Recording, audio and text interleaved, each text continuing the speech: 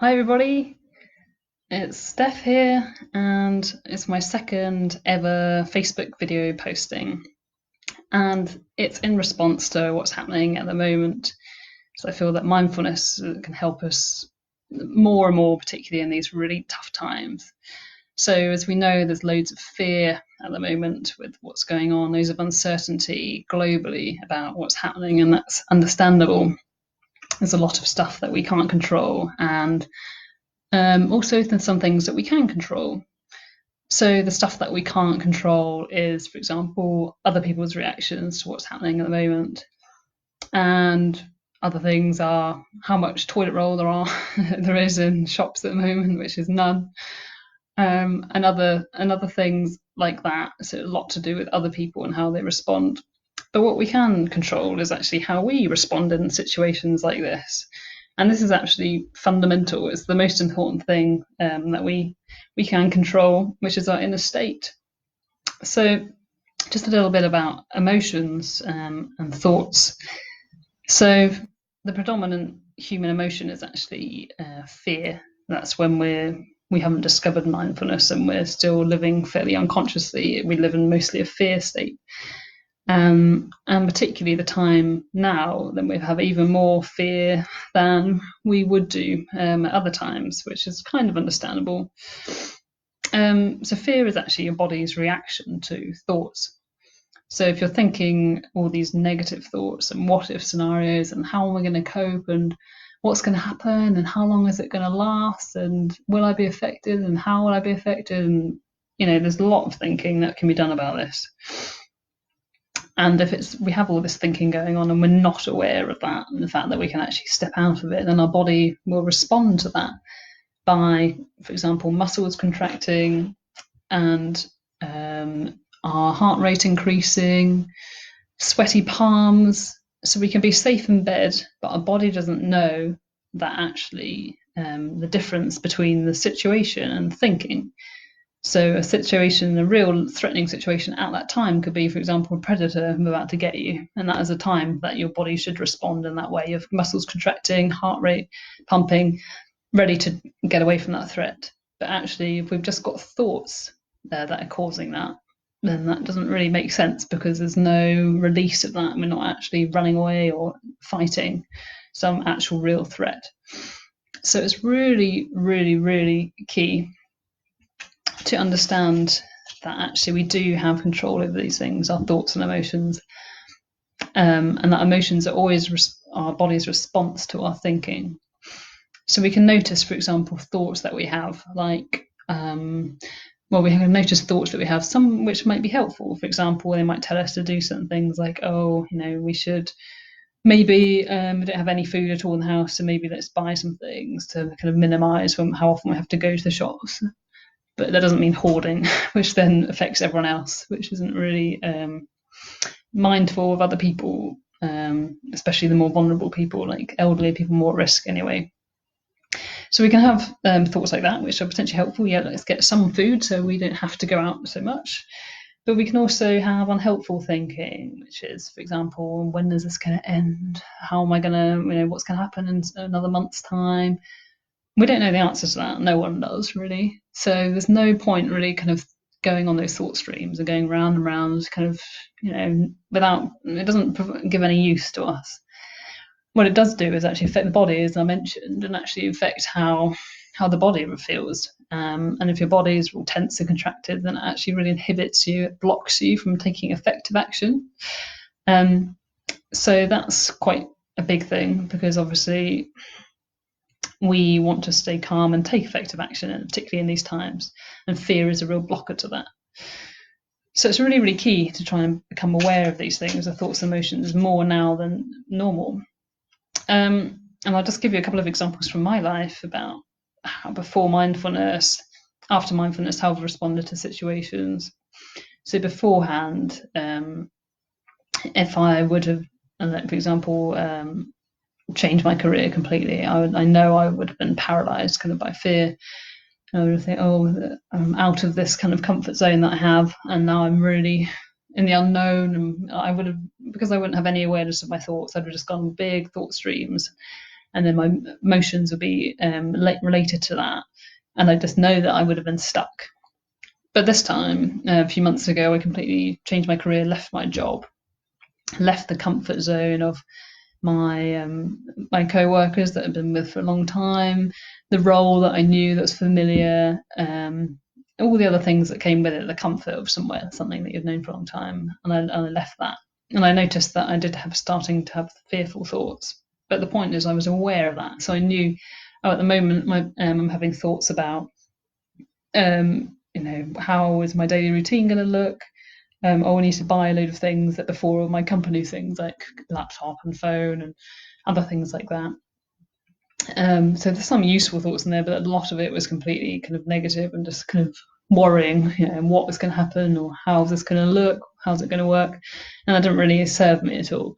And my body responded in that contracted way, which feels really uncomfortable. And to know that actually you're doing it to yourself is actually quite crazy. To know that actually I'm creating this feeling in my body. Yes, there is a change in the externals, but you can respond to it in different ways. You don't have to go down that road of listening to every thought, believing every thought, and just being kind of a victim of your own thinking. Actually, you can realize, right, what's happening at the moment is I've got a load of negative thinking, my emotions are being affected, and my body is feeling uncomfortable, and it's really halting me again. It's not really, it's inhibiting what I do. So it's really completely changed my perspective since mindfulness really has changed the way I react to situations. And the same with what's happening at the moment, this pandemic. There's a limit, as I talked about earlier, of what you can control and what you can't. And once you're aware of that line of what you can and can't control, life becomes quite simple. You think, okay, what is in my control? It's how I respond. So, for example, I can't go out and dance like I normally do a couple of times a week, and I can't go and socialize and do other things. But what can I do? I can do, concentrate on my business, which I'm doing, and I can do other things, for example, enjoy nature. You just got to realize, right, these things are out of my control, but what is in my control, and how do I want to respond to that?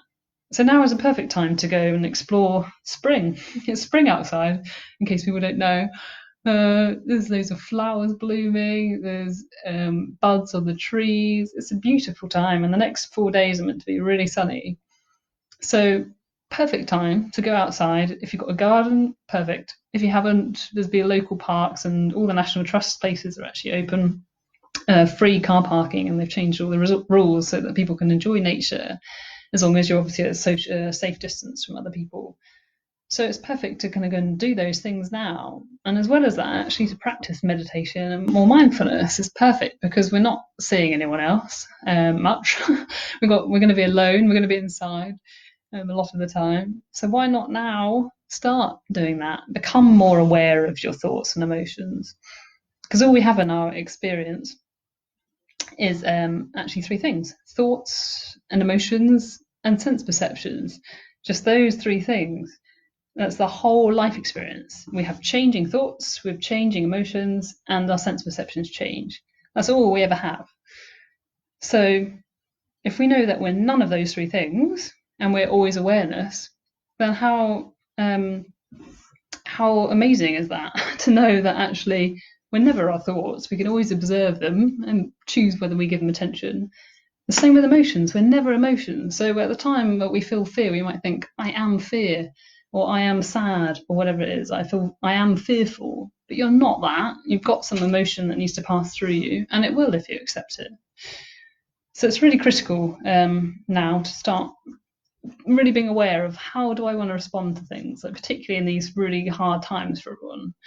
Because if you don't respond in a positive way, you're not helping yourself or others, and we've all got to deal with this. And the more we help each other and help ourselves, then obviously the better it's going to be for everyone.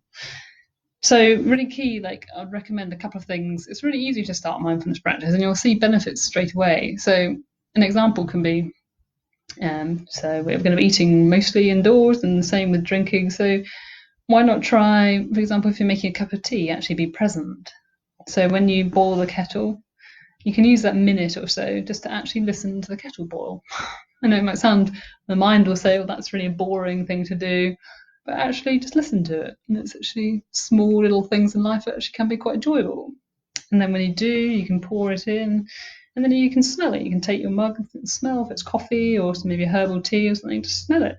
Just use your senses. So how does that feel? And if you notice thoughts come in, fearful thoughts again, and they're not helpful ones, then just go bring your attention back to what you're doing.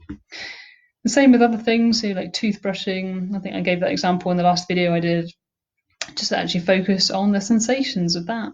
And when fearful thoughts come in again, you can choose. You have the choice then to say, I don't want to go where these thoughts are taking me. I just want to go back to what I'm doing because they're not helping me. And you'll notice then that lots of changes happen, that your life becomes really simple. You realize what you can control and what you can't. And you realize that actually the simple things in life, the small things, are actually really enjoyable if you actually give them your attention. So that's what I was saying about nature and walking. It's a huge thing. It's a huge thing to do, just to go and actually be still, like to be present with nature. Be out of your thinking mind. Or if you've got pets, like a dog or cats, it's great then to also to actually just be present with them, because they're already present, because they're not lost in a thinking mind, because they don't have that like we do. So actually just go and spend time and observe that. Same with the young children. Observe how they respond to things, and just practice that, and it will change your life. It will change your life in huge ways. And now more than ever, we need people to wake up, which is, we can call it waking up or awakening to the fact that we are not our thoughts or our emotions. We can observe all this. We are the awareness. And the more people that do this, the more conscious we are, the more we're aware of how we're responding, and therefore we influence others in completely different ways. And it will change the world. It will change everything.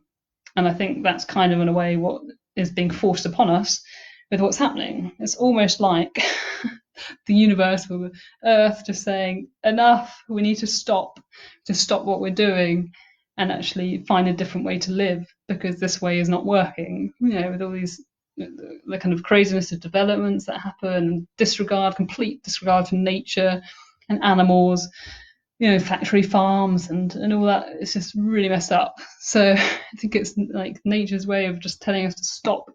And actually, yes, we have to go inwards, like into our houses, but also go into yourself as well. And that will change. That will change everything. So give it a go. We're stuck indoors anyway. Why not try and enjoy the things that we have? The simple things in life, the little things. So actually stay present. And if you want any more advice or help on how to do that, comment below or send me a private message. And if you've liked this video, just like it or share it. And hopefully it will help people. That's what I want to do. Okay, thanks so much, guys. Take care and speak to you soon.